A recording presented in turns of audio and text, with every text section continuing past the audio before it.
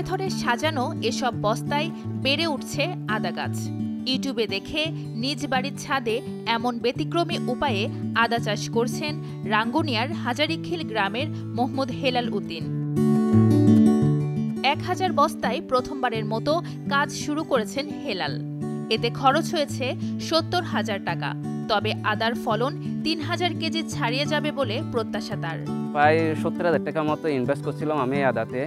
আমি সব প্ল্যান করে করছিলাম যাতে জৈব সার হইতে সবগুলো মাটির সাথে মিশ্রণ করে আমি একসাথে দিয়ে দিছি এগুলো।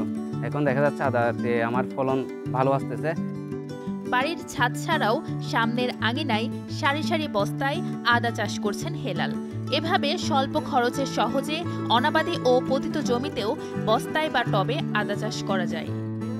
কিছুটা সচেতন হতে হবে, কিছুটা পরিশ্রম করতে হবে, কারণ এই বস্তায় আদা চাষ করতে গেলে এর মাটিটা খুব ভালোভাবে মিশ্রণ করে তৈরি করে নিতে হবে অগ্রিম।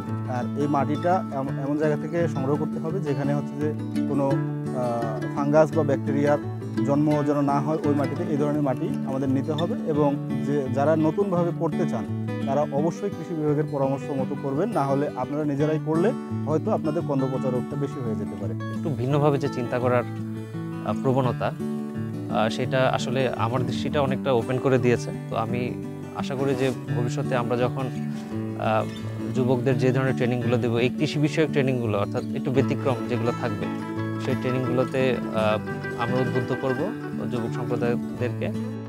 পরিবারের প্রয়োজন মেটানোর পাশাপাশি বেশি লাভের জন্য হেলালের আদা চাষ পদ্ধতি অনুকরণীয় দৃষ্টান্ত, মন্তব্য সংশ্লিষ্টদের।